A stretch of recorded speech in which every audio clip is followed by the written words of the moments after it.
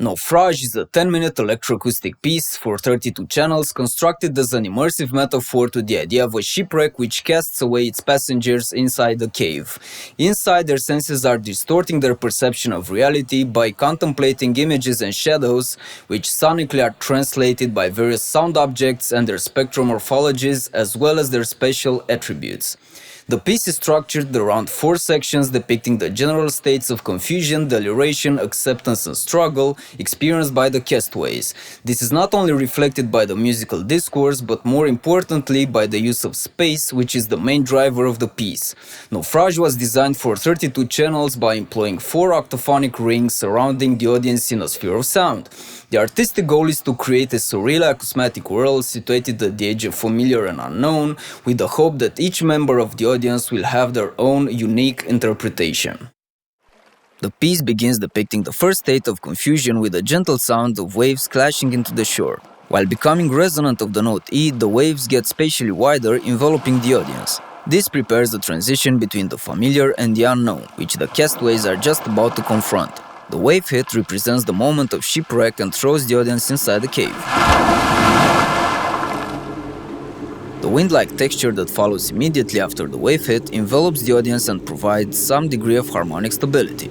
2 other textures are present, an enveloping windy texture depicting the inside of the cave and a dynamically panned texture resembling whispers, portraying the confusion, which also gives an eerie feel to the sonic atmosphere. The constant subtle changes in their morphology, augmented by the sound of reverberated drips, grasps the audience's attention, creating a sonic puzzle which the ear tries to subconsciously solve, similarly to the narrative of the castaways, which try to make sense of what they are experiencing. The so far dark atmosphere becomes brighter when sustained pitch sound events originated from a glockenspiel become apparent, adding mystery. They are both consonant and dissonant, with the wind texture enforcing the ambiguity between real and unreal. Drip sounds having a glitchy character obtained through gating become apparent, signaling a distortion in the perception of the castaways.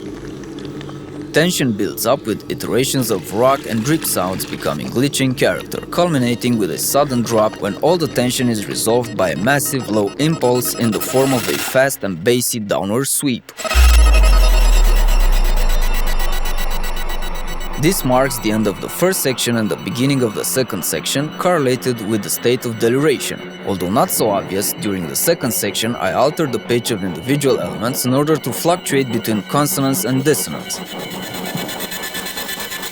However, even when consonant, these pitched sounds are slightly out of tune from one another in order to have some degree of inharmonicity, which as a metaphor represents the state of deliration. A tremolo texture resembling at times to the distant horn of a ship is present as well. The sound of waves are reintroduced with a more ominous character, while the rest of the spectrum is dominated by numerous entities of pitched continuants being tremoloed. I use tremolo as an allegory of waves to impose a clear pattern of fluctuation in the overall morphology of the second section. Iterations of rocks inside the cave start taking place in the speaker's upper floors. The climax of the second section triggers the dissipation of energy and the collapse of the harmonic structure. A sudden loss of energy marks the transition to the third section of the piece, which portrays the state of acceptance. The third section sets a calm, meditating mood, as if the lost hope also brings a sense of peaceful surrender to the castaways. The glitchy impulse is a subtle event that creates anticipation for the final section, depicting the state of struggle. However, there is no clear distinction between the last 2 sections, as has been the case with the previous ones. Instead, there's a long, gradual transition, as the castaways would experience. The attention of the audience is drawn towards the glitchy sounds that mostly occur in the upper planes of the auditory scene. The main textures increase their tremolo rate and depth. In this way, I try to achieve 2 things: create the allegory of an agitated sea and create a common morphological element with the denser iterations of glitchy rock sounds. In the same time, the resonating waves happening in the lower plane of speakers become stronger. The piece loses all of its pitched character, becoming somewhat chaotic, as if the composition would also struggle in solidarity with the castaways.